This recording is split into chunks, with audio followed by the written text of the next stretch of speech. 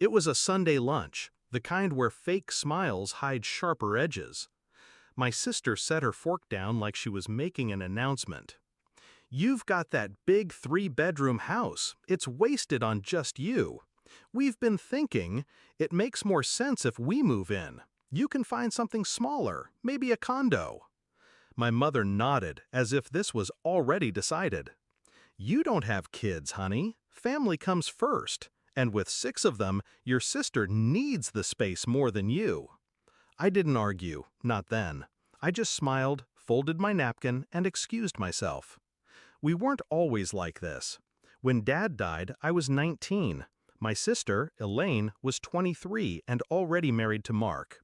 She played the role of my protector then, called every day, helped me with tuition, told me she'd always have my back. I believed her. When I bought the house 10 years later, she was the first to tour it.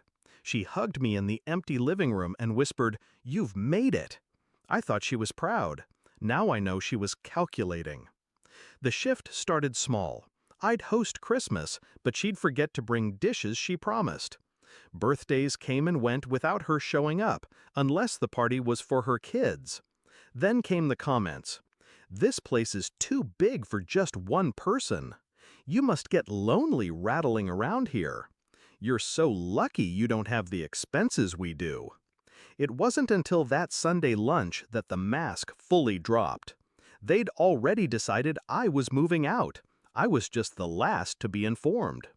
That night, I didn't cry, I didn't rage. I made tea, sat at my desk, and began my plan.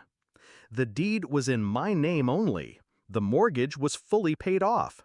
I'd worked years to get here, and they assumed I'd give it away because my womb had stayed empty. I wasn't going to fight them head on. No. People like Elaine thrive on public drama. I'd make her think she'd won, right until the floor dropped out from under her. Step 1. I agreed. A week later, I called Elaine. My voice was light, almost cheerful. "You know, you're right. This house is too much for me. If it'll help you out, I'll move. But I'll need a couple of months to sort things." She was almost giddy. Mark got on the line to thank me, though he couldn't hide the smugness. They even started bringing the kids over to get them used to the place. That was fine. Every visit gave me the chance to gather exactly what I needed. Step 2. I sold the house. Not on the open market, not to anyone they knew. A private buyer, cash offer.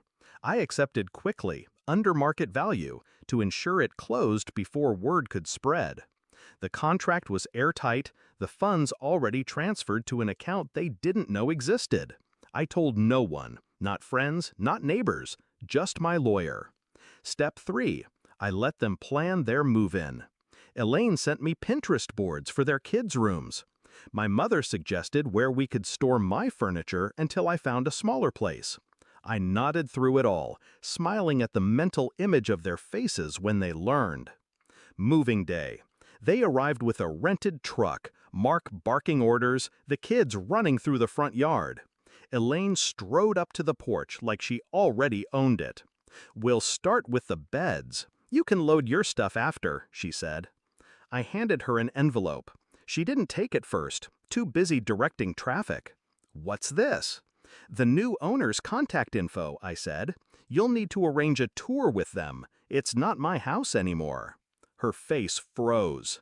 "What do you mean, not your house?"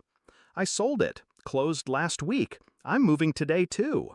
Mark stepped forward, his voice sharp. "You can't just—" "I could. I did. And since you never paid a cent toward it, you had no claim. The buyer should be here in," I checked my watch, "3 minutes." They didn't believe me until the moving truck for the real new owners pulled up. A young couple, smiling nervously, holding their baby. The wife shook my hand and thanked me for a smooth sale. Elaine's kids stood confused, clutching their toys, as their mother's voice pitched higher, more desperate. My mother avoided my eyes entirely. I didn't stay to watch the full meltdown.